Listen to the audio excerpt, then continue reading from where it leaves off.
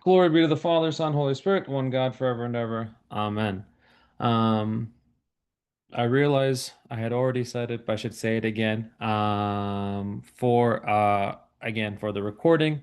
Again, our discussion this evening is based on the journey of marriage in the Orthodox Church, which was developed in the Greek Orthodox Church for premarital counseling.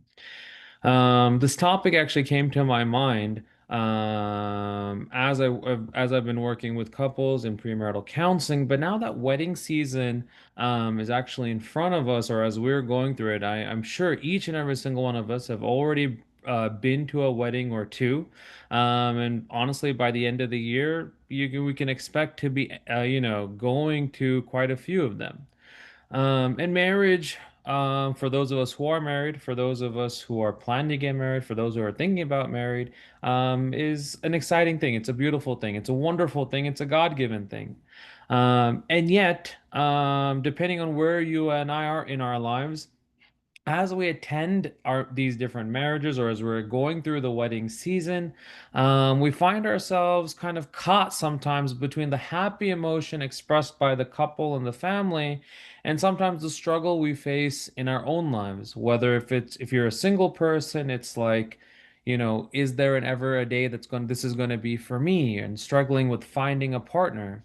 If you're in a relationship wondering, hey, is this going somewhere? And how do I know if this person is the one that I want to spend the rest of my life with?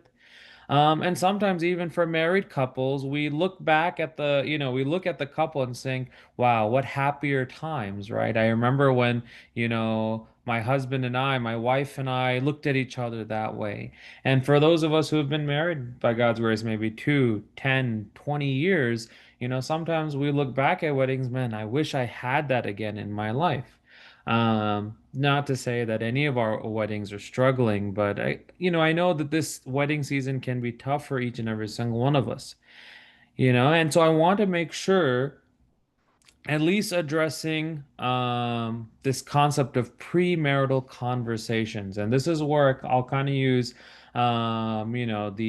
use some of the examples or conversations that I've had over the couple years, kind of fill in the blanks of why, or allude to like some of the topics that I've experienced, in premarital counseling. And I realized, or realizing, um, that we kind of have to start these conversations even before we go into premarital counseling, if that makes sense.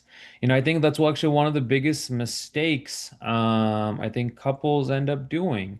A lot of times it's like, okay, we're about to get married. Within a couple more months or a few months. Oh, by the way, Achin said we have to do premarital counseling. So about 3 months, or 3 months before the wedding date, if you gave an Achin that much time, it's like, hey, by the way, Achin, we need to go through premarital counseling. We do it to kind of check off a box, thinking, okay, I'm just gonna, meet with Achin for like an hour and a half, and then, we're gonna move forward in our lives. And then all of a sudden, we start having these conversations with Achin, and and more importantly, we start having some serious conversations with our partner, and then realizing this is actually a bigger thing. Not simply is it that, oh, there's a problem, that, hey, we actually just never talked about this. We never considered this. And so at the forefront, I absolutely would say that if you're getting ready to propose to someone, you should have a conversation with your spiritual father, just to prepare yourself for that. And honestly, if you've already proposed, or as you're proposing someone, usually people spend about a year or a year and a half, to propose and then have the wedding. Please, connect with your priest or spiritual father at the earliest, right? Like if you're going to spend a year and a half, preparing or planning your wedding, well, then we should start that process of premarital counseling, in that process. I'm not saying premarital counseling actually takes a year and a half, but it definitely takes more than a 1 hour conversation with your priest. And more than that, it's more than just a 1 hour conversation with your partner.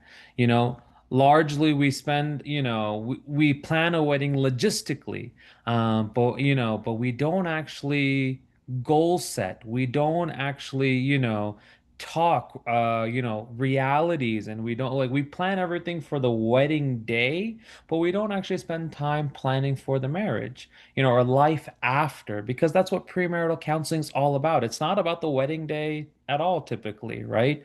And so today in our conversation, I want to share a few resources. I'm going to, present some of the things that the Greek Orthodox Church has shared with us, some research, and then, just from my personal experiences, just being able to share where, in premarital counseling and, in some of our relationships, where we kind of fall short in our conversation. And if at any point I do get on my soapbox and start ranting, I'm really counting on all of you to catch me and, raise your hand, unmute your mics, and let me know. Um, if at any point you have any questions, please do feel free to throw it in the chat, unmute, let me know. Um, I will preface all of this by just saying, like, I am a priest with only about 2 years of experience, a little over 2 years experience. I have never myself conducted a marriage for someone else. I've done premarital counselings for plenty. I want to hope those marriages are happy, but I have no idea. God, I can say I'm happily married for 2.5 years, but you have to double check with my wife. Um, so let me just share my screen and then we can go from there.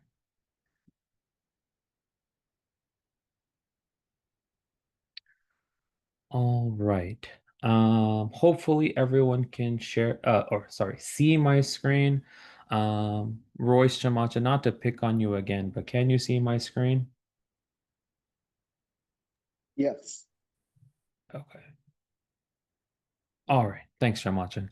Um, So I said we're going to talk about the journey of marriage in the Orthodox Church. I'm not going to go through. There's like a ton of these slides. I'm not going to go through all of them, but just from lesson one that's in this book again, Journey of Marriage in the Orthodox Church by the Greek Orthodox Church. I want to highlight a few things, especially when it talks to about what, especially when it talks about like necessary conversations between partners and, God willing, your priest, as well as addressing. Um, I have no idea what I was going to say. As well as addressing or creating healthy expectations in marriage. And I'll talk a little bit more of that as we go through the slides. So one of the biggest things or theme of this book is that it talks about marriage is a journey like a road trip. Road trips can either be good or bad experiences. Sometimes I feel that the book can be a little almost like talking to us as a child, but I'm going to kind of jump through all of those. Um, Couple things that I do really want to share in this or highlight. First is that marriage, like a good road trip, is something the two of you, not others, decide to go on together. The church does not support anyone or anything coming between the two of you as a couple. That sounds obvious. However, I think one of the pitfalls that we don't realize is that oftentimes things like work, career, or individual needs, children, and parents can come in a marriage and kind of affect that. Um, in marriage, your top priority must be your spouse. And how does this apply to children? It says, one of the last points is children should come out of marriage, not between it. Well, what does that mean? Isn't having children a great thing, a good thing? I'm quickly gonna tangent on this point just to share I think in our Malayali culture, I think our parents have done a wonderful job raising each and every single one of us.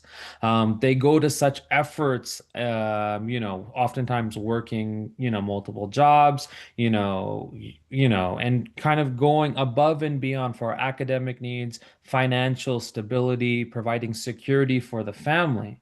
But I think one thing that I'm noticing in ministry is that,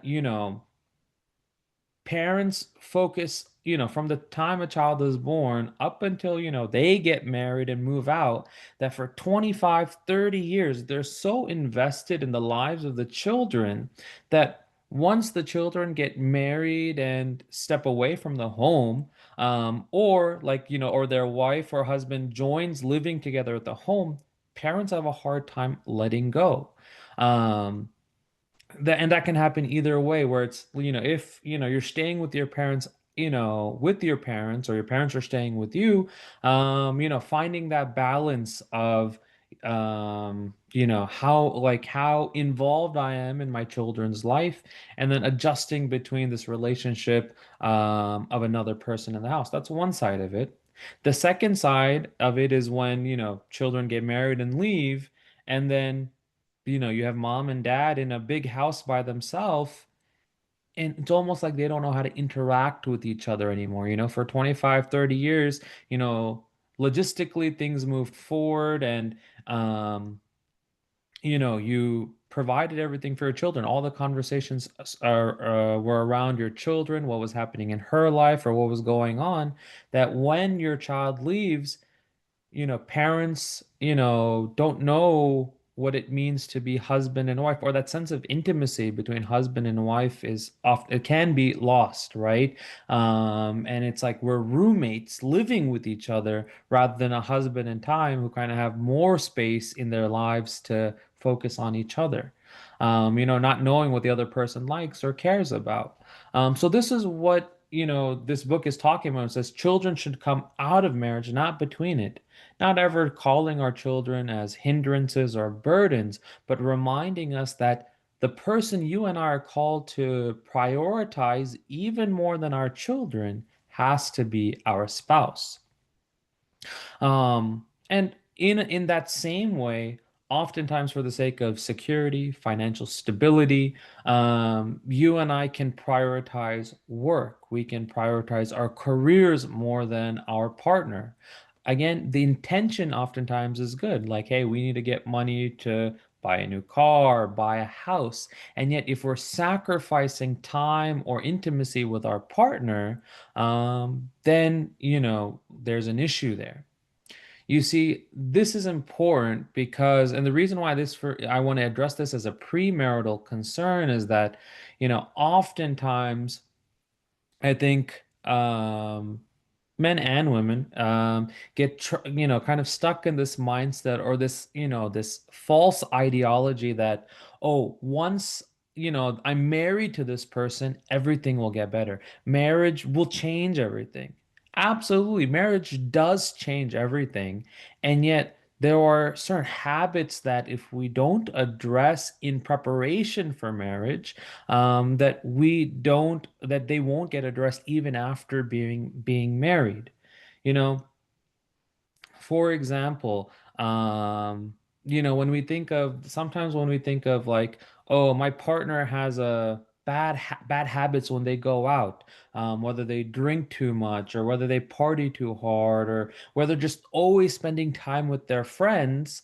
But don't worry, once I got a ring on my finger, once we're living together, everything's gonna just kind of square, get into place, right? Fall into place, right? I think in a Malayali household, I've definitely seen mothers say something like, Achin, you've got to find a good girl for him, and kalyanang karikimbam ang nannagom, right? He'll become good after marriage. And it's like, that puts, it puts a lot of bad pressure on the wife to say she's got to be the one to fix him, right? And if it doesn't, well, then it's the wife's fault. And that can happen, not just on the men, but vice versa, right? The second idea is that it pushes off that responsibility from any one person onto their partner. Like, oh, I don't have to get better. They have to make me better. We should never fall into this belief that marriage is going to fix, everything or certain things. Marriage is a beautiful, wonderful thing with, where God can absolutely work if we allow him, right? But it's not necessarily simply just the presence of our partner that, can fix a person, right? But it's about us admitting some of our own, our own weaknesses and issues. And then when we submit them to God, asking for God, your gifts and, your mercies and blessings to be with me and my partner as we work through these realities, right? So there are things like those individual needs, whether it's, there's mental health related things or addictions or whatever else it could be. These are things that we actually have to address before you get married and as you're working through your relationship. And these are realities that partners should be aware for each other and preparing for, even as they go towards marriage. Um, for me, this is an important slide because, a lot of times, and I think what couples sometimes aren't prepared for is that, marriage is exciting.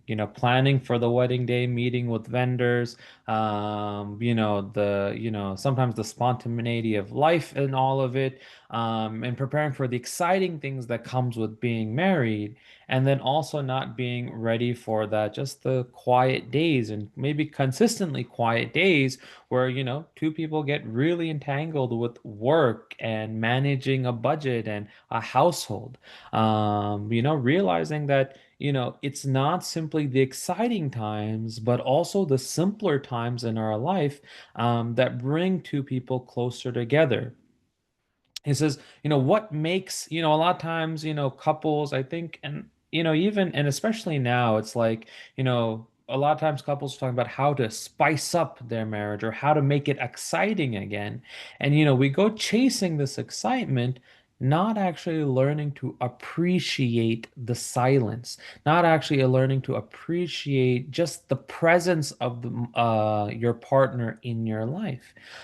This concept of going through it together.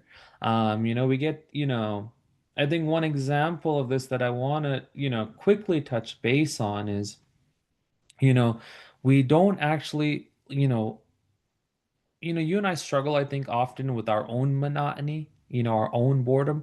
Like we are so used to this constant sense of validation, whether that happens through social media, trying to put our best foot forward at work and things like that, that we oftentimes, seek that, in our partner and daily. And when you're living with someone or you're in a relationship with someone for an extended period of time, of course, you and your partner should nurture your love for one another, and yet we have to be careful about what sense or what part of ourselves we're trying to get validated to it.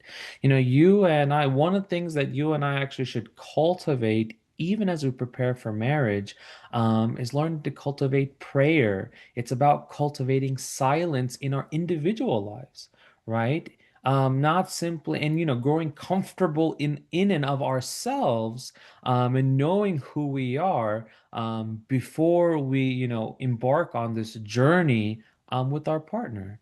Because it's only when we know ourselves, to know how we, bear ourselves and understand our own burdens, that we're willing to be vulnerable and share with our partner. Here, this slide, at least quickly, what I want to share, is that, or, you and your partner, or if you've been dating for quite a while, or you're engaged, or and getting married, your partner as a boyfriend or a girlfriend. You're learning your partner as a fiance. And what you have to do is prepare to learn them as a husband or a wife. I think this is actually one of the biggest things that I think catches people by surprise, to almost think like, oh, Achin, we've actually been living together for a few months, right? Or, Achin, we've been dating for 6, 7 years, and we finish each other's sentences. We know everything about each other.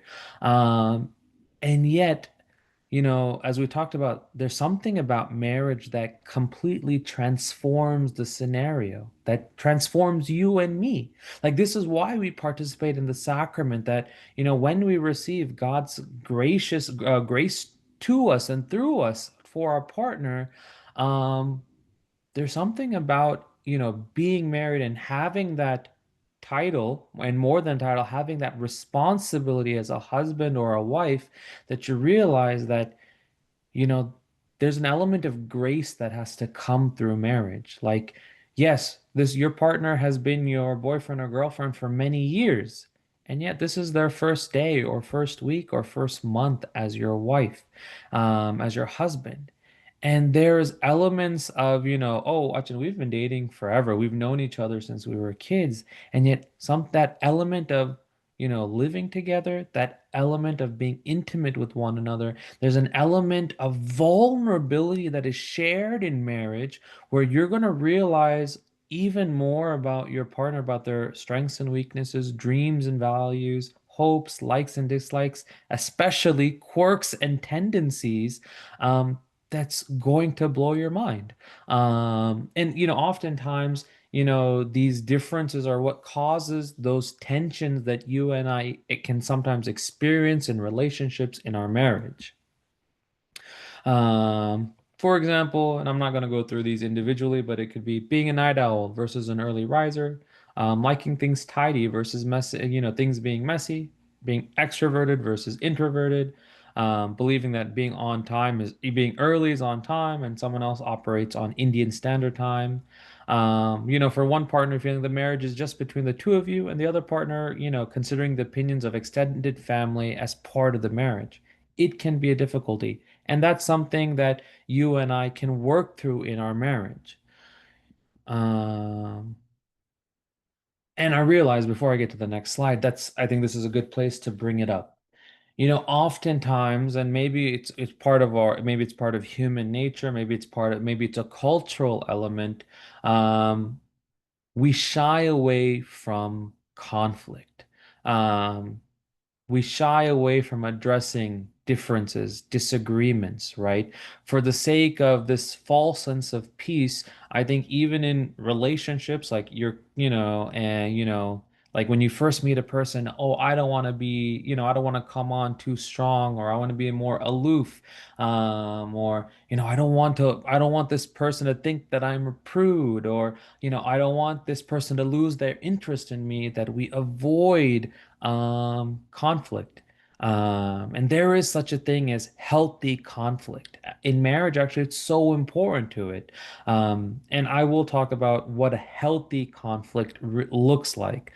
Because healthy conflict is not abusive. Healthy conflict is not, it's not verbally, degrading. It's not those things. But rather, healthy conflict is for two people who might be on opposite sides of an issue to maturely and in love being able to talk to each other. This is not something that oftentimes I see experienced, or I see people experience in relationships, especially nowadays, where, I see people who begin, relationships as soon as, it gets difficult, or, we don't even know how to talk to each other, that they either call it off, or, they're like, okay, we're not going to talk about it. And we postpone conversations months, years, and then eventually it can boil up and explode. Um, you see, um, in marriage, it says you're going to discover that you have real weaknesses and difficulties. And that could be with anger, money management, sexual relations. It could be to do with your parents or your in-laws, depression, anxiety, other mental illnesses, even intimacy. Just the concept of emotional closeness to each other.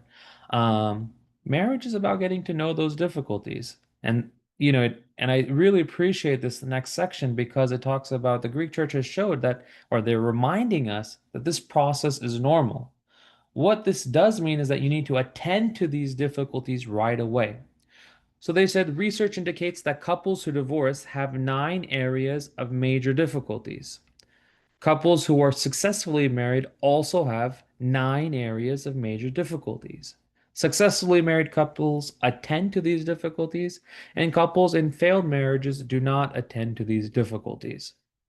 So, what are these nine areas of difficulty in marriage? One, communication issues. Two, financial mismanagement.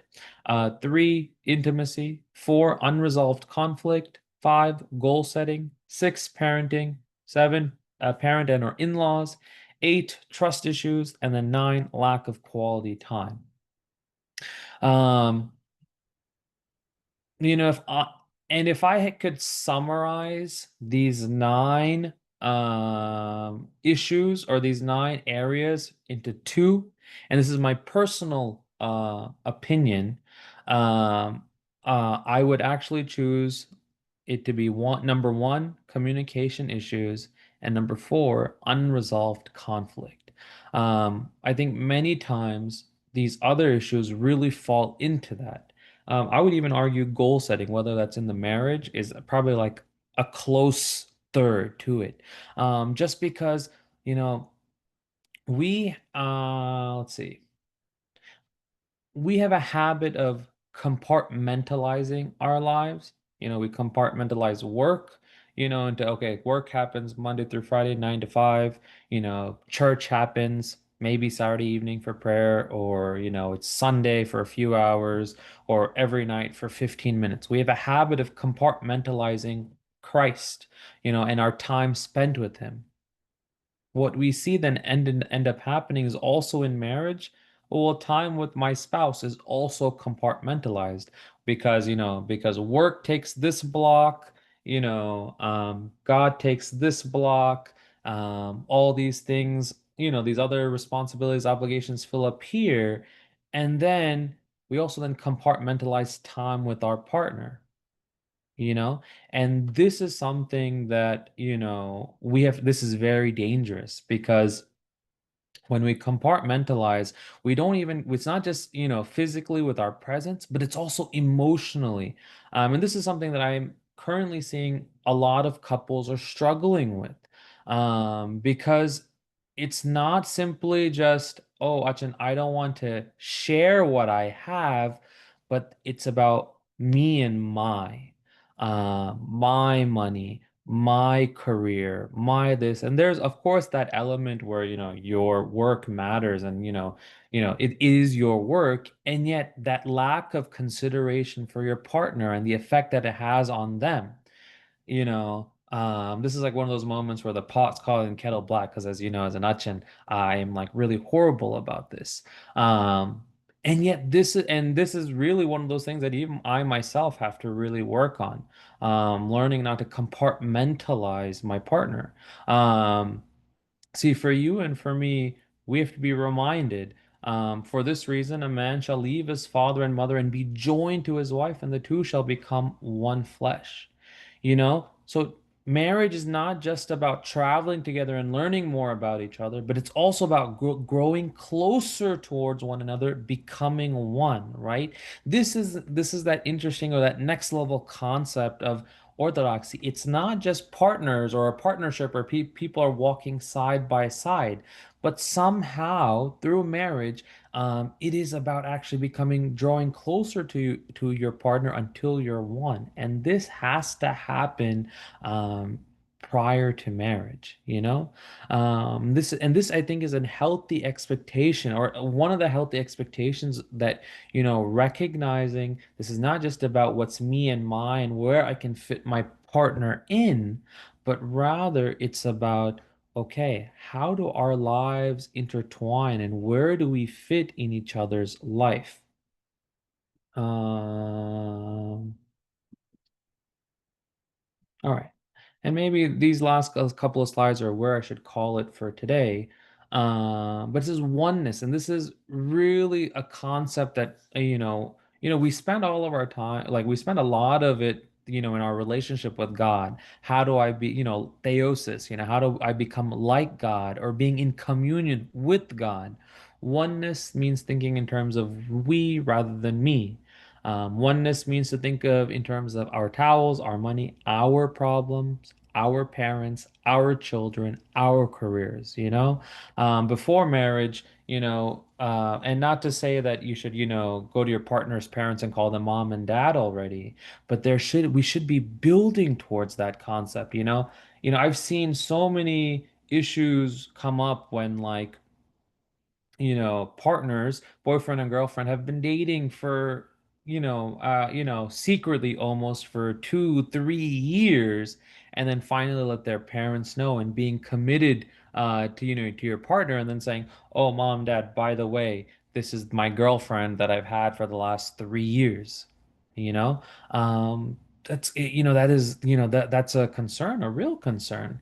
Um, even and I think this might be a good place for even me to talk about this concept of our faith. I've had a lot of, scenarios, and this happens actually with guys more than girls, because we naturally assume in our culture, in our community, that whatever faith the guy has, the girl's just going to be a part of it, right? And so 2 months before the wedding, we sit down for me premarital counseling, and it's like, "Oh, hi, Achin. This is my fiance. We've been together for this many years. We're getting ready for our marriage next month. She was born Catholic. She was born Marthama, or she's Hindu. And so, Achin, in the next hour, we need to do premarital counseling and we need to move forward. And then, of course, like there's different, what is it? Different conversations that have to happen for all of those things, but largely it comes down to, well, Achania, we're doing an Indian Orthodox, service, and like she's totally okay with that. And then I'll look to the partner and I'll be like, "Do you know what that means?" And she'll just be like, "I know it'll make him and his parents happy." Well, does it make you happy? And we forget that it's not just about one partner's faith, it's our faith. This has to be something that, you know, two partners talk about consistently, regularly. What does this family believe? Who is the foundation of our relationship? And, when we have children, who's going to be the godparents? Are we going to baptize our children? These are like, there are very real conversations that have to happen, God willing, months and maybe years before two people get married, especially when different faiths are involved. And so this is something that fundamentally, I want, us to really work on. And by us, I mean like the church as well, because we have to create opportunities for that. This idea of our faith between a husband and wife. Um, because in a family it shouldn't be, "Oh, that's dad's church or mom's church," but rather our church or our family. There is a research shows that children do better academically, socially, psychologically, and spiritually when the parents have a strong marriage. Well, there's a benefit for children, but also for the husband and wife. There actually is a closeness in marriage when, and even closer when you share that reality, where it's not just, Achin, I believe what I want and she believes what she wants, and we're going to move forward. Because very naturally, there's going to be tensions. And it's better for us to talk about what those tensions are, before we just get, before we move into the marriage. Um, Oneness is like a three-legged race. It means working together, taking time, not moving forward until you have a plan, and then what we decide is more important than what I want. Um, the last thing, and I think this slide is a great place for me to stop, but sorry. It's oneness means that you two are on this journey together. Oneness takes effort, attention, and intention, sacrifice, time, and learning. Oneness then is a gift from God. This is what marriage is, right? Oneness means working together through differences, difficulties, and disagreements rather than working apart or against each other on your own. You see, when we do that, like working on our or doing things on our own without our partner, this book refers to it as the development of the four horsemen of the end of every marriage. Starts with criticism, moves towards contempt. It ends in defense or continues along in defensiveness and then ends in stonewalling. And this is why our relationships often end, or not our relationships, but many relationships often end in divorce. You see, we live in a culture where 40 to 50% of all marriages end in divorce. 30% of all couples report being unhappy. 50% of all divorces occur during the first 7 years. 45% of first marriages will not see their 25th wedding anniversary. And 40% of all children will grow up without one biological parent in the home. You see, these statistics imply that many people who begin their marriage hoping to journey on the right track end up going down the wrong path, right? We end up falling short, whether it's in when we get to conflict, when we get to addressing differences, difficulties, or disagreements.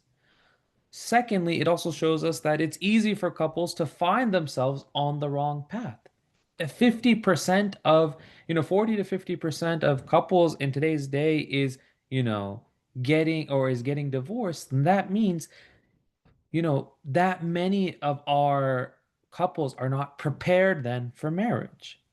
Preparing for marriage means learning how to spot the dangers that indicate you're going down the wrong path in marriage, and also, it reminds us that, we then have to use Christ and his church as the model for us, right?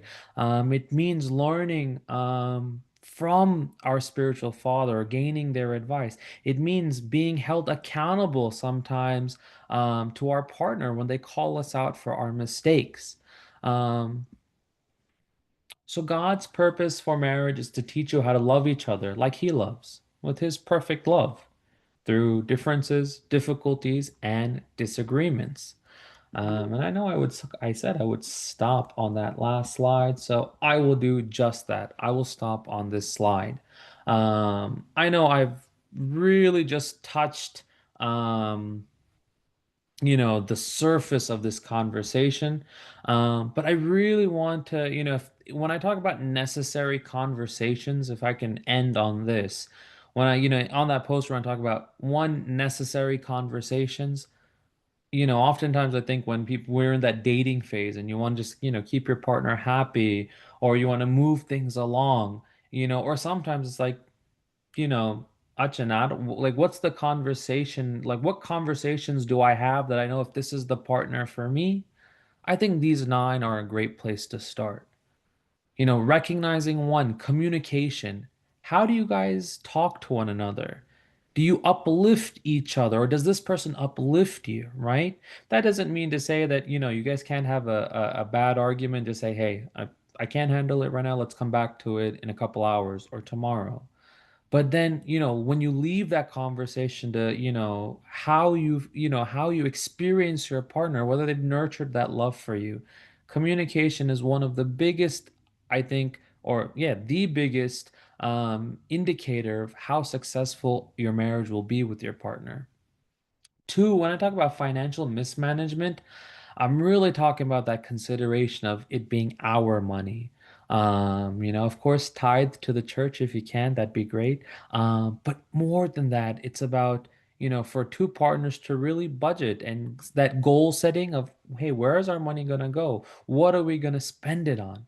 Right? And, I think we really struggle with this idea of like, oh, this is my money and my salary, and that's their money and their salary, that's their debt, that's their loans. No, those are part of things that we take on in our marriage. And all of a sudden, I'm sure some people are like, Achin, you're talking crazy. And I'm like, and that's why we're struggling in relationships and marriage. Three, when we're talking about intimacy, it's just, it's about, how you guys feel like just holding hands with each other. It's about that emotional intimacy of being able to talk to each other or being vulnerable with each other. If you realize, Achin, I struggle sharing my partner or sharing with my partner, like sharing my troubles with my partner. I struggle being emotionally close to them. Well, like sometimes we get so caught up in physical attachment that we lose sight of emotional and spiritual attachment to our partner. Four, one of the big ones, unresolved conflict, not knowing how to talk to that person. Achin, when I bring something up, they get irritable, they get abusive, whether that's verbally or physically. They belittle me.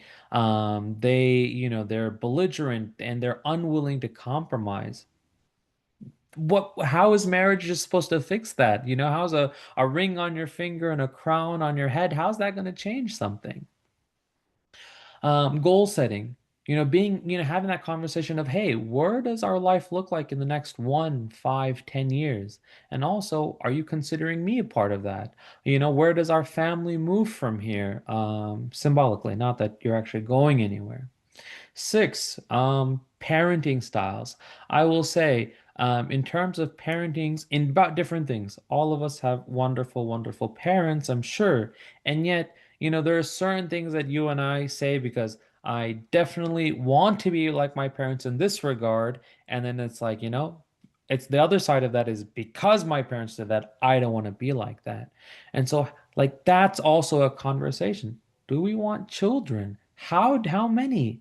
How do we want to go about it? Those are things that we actually have to have a conversation earlier about than later, of like, Achin, or to your partner, when do we start trying?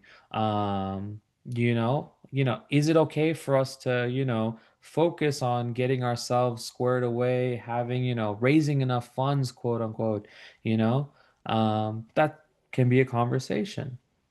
Achin, we've been trying for a few years. We're not having it. Should we try IVF or, surrogacy or something else? I can't handle the pressure of, should we adopt? Am I going to love this child as my own? These are important things for us to talk about. Parents and in-laws, like, I love my husband, but man, I can't stand his parents, or I love my wife, but man, her siblings are just a type away, on recognizing that it's not just simply two partners who marry, but your family becomes, very close to each other, you're going to see each other again at holidays, parties, events, baptisms, marriages, whatever it could be, family photos, like these all things happen. Eight, trust issues. This really has to do with like when a partner says, hey, I'm going to do this. And then you repeatedly fall into the habit of, hey, they didn't do that. This is not simply about jealousy or infidelity, but it's also about, can I trust my partner to be dependable? Do they follow up, with the things they say they're going to do, or do I end up having to fend for myself? And then lastly, and I think this is something that we're now seeing a lot more struggle of now, because of careers and requirements and all these things, lack of quality time together. Just not having the time, we're, in our 9 to 5 jobs. And for some people, it's, we're working 60-hour weeks, husband and wife on different schedules. And then, there's children involved. And, we find ourselves talking about, wait, we don't even have time to enjoy or spend with each other anymore. These are healthy places to start that conversation. Um, the last thing that I can quickly talk about is expectations for marriage, healthy expectations for marriage. Um, I would say one is don't expect marriage to fix your partner.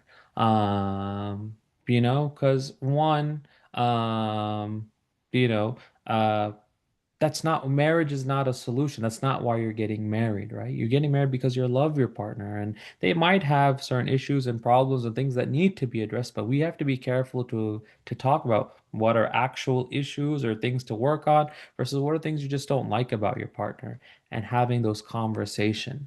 Healthy expectations is talking about healthy conflict in a marriage, being able to communicate with each other, finding ways to resolve our issues, not resulting in us getting angry, unreasonably angry, and not allowing, we can be emotional, but we can't, you know, hurt, whether that's verbally, physically, sexually hurting our partner. You know, I wish I had way more time. I didn't realize I wouldn't have time to really talk about healthy expectations for marriage. But, you know, the best way to think about it is Christ and his church. We think of like, Achin, does that even exist anymore? And it has to.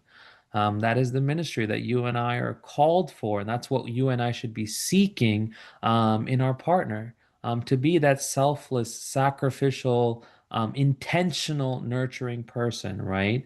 And being able to build each other up towards it. That is part of the kingdom that you and I seek every day of our lives in God, God willing. Um, and that's how Christ and the church and God willing, your spiritual father kind of help hold us grounded and accountable, and allowing your partner to keep you accountable. That's what marriage is about.